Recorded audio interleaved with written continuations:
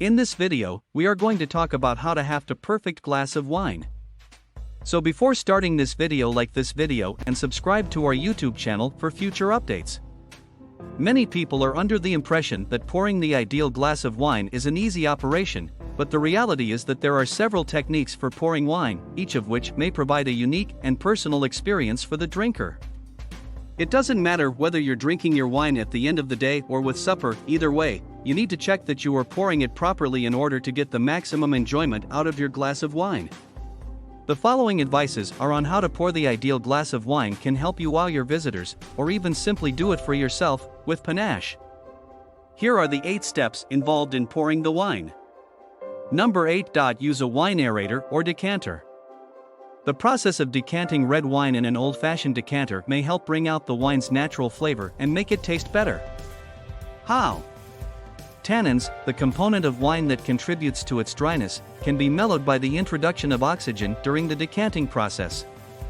Any bottle of red wine may be improved by using a decanter or an aerator, but white wines often do not require one since they tend to be much less tannic than red wines. Red wines typically contain more tannins than white wines, thus using a decanter or an aerator will enhance any bottle of red wine.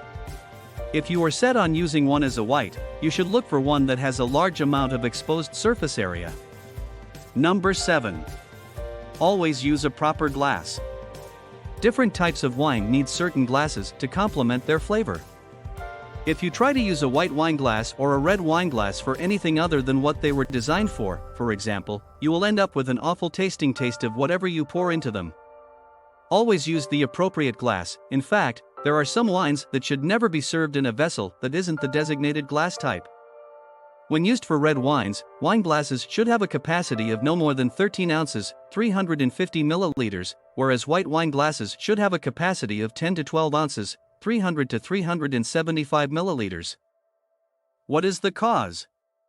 The larger a wine glass is, the warmer it will get, and your sense of taste is affected by the temperature of the wine. Number 6. Consider mixing some ice with white wine. When serving white wine, one of the most common mistakes that people make is pouring it at room temperature, which results in a glass that is watery and uninteresting to look at. Before serving the wine to your visitors, cool it in the refrigerator so that they may fully enjoy it.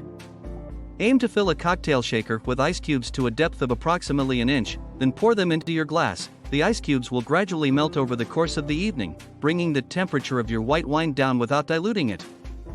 Because of this, you won't have to open a second bottle just so that your visitors may take use of yours in a more convenient manner. Number 5. A little amount of water may improve taste. For instance, if you are drinking a red wine that has been aged in oak, the easiest way to open up the flavors is to add a very little amount of water to the glass. An excessive amount of water may significantly dilute your wine, which will entirely destroy your drink. Similarly, if you are drinking a sparkling wine or a white wine that has a high acidity level, such as an oak Chardonnay, adding additional water to the glass might help bring out more of the wine's characteristics. Before pouring the wine into your glass, take a sip of it in your mouth first. This will give you an idea of how much water to add. This is a straightforward tip. Always keep in mind that spinning your glass will help aerate the beverage more. Number 4. Always hold your wine glass by the stem, not the bowl. The bowl of a wine glass is able to gather up additional tastes and smells. If you have no choice but to hold it by its bowl, wait to inhale or drink until you have repicked it up by its stem before doing either of those things. Never mix the wine in the glass by swirling it. The act of swirling your wine introduces oxygen into it, which oxidizes it and speeds up the rate at which it will go bad. Drink red wine before white wine. There is a common misconception that white wines taste better when they are served cold, while red wines taste better when they are served at room temperature. However, research has shown that white wines and red wines both taste better when they are served at room temperature. Number 3. Stand up while drinking your wine.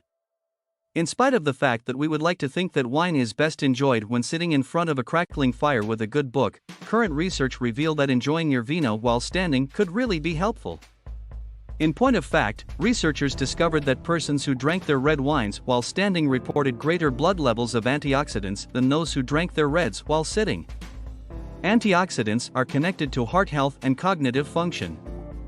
This is because sitting causes your arteries to contract somewhat, which reduces the amount of blood that can flow through them. Standing causes them to relax and expand again, which enables a higher quantity of antioxidants to be absorbed into your circulation. In other words, if you drink your white or red wine standing up, you will notice an improvement in the flavor. Number 2. Sip and swirl your wine before taking a drink. It is appropriate to have a taste before spitting up a wine that has a lot of depth and complexity. In point of fact, tasting is an essential component of appreciating your wine. After all, you wouldn't want to waste a fantastic bottle of wine without first trying it, would you? After giving your glass a quick spin to aerate the liquid and unleash the delicate smells, take a swig and roll it about in your tongue for a moment before swallowing it. If you do this after consuming a drink, you will be able to identify a greater variety of tastes than if you simply swallow right away. Because red wines need to be exposed to air for a longer period of time, they risk becoming flat if they aren't given the chance to breathe. You need to make sure that when you pour, you leave enough of space at the top of the bottle for them to breathe. In order to prevent the white wines from becoming too bitter from oxidation, there should be some headspace in the bottle. Number 1. If you must hold your glass by the bowl, use both hands. To begin, you should hold the glass by the stem or the base. If you have to hold it by its bowl, be sure to do so with both hands so that you don't risk dropping it. Holding it by its bowl puts it at risk of breaking if it's dropped. If you are uncomfortable holding a delicate wine glass as you pour, you may even put a napkin under your hand and use it to support the glass.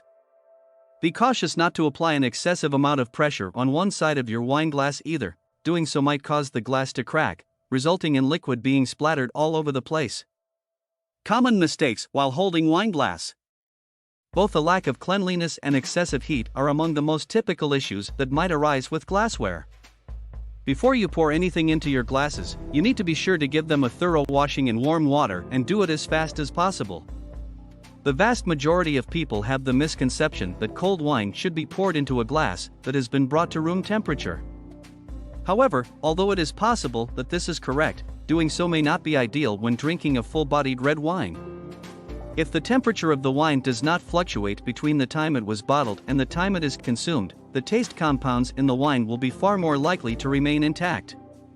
If you wish to serve white wine or rose at a table temperature of around 60 degrees, it should not be frozen. You certainly may. Conclusion. In practice, though, it may be rather difficult to fill a glass with wine. Simply remove a new bottle from its storage, let it a suitable period of time for both breathing and maturing, and then pour the contents of the bottle into your preferred stemmed glass. In actuality, though, if you are not cautious, things may go horribly wrong in a very short amount of time.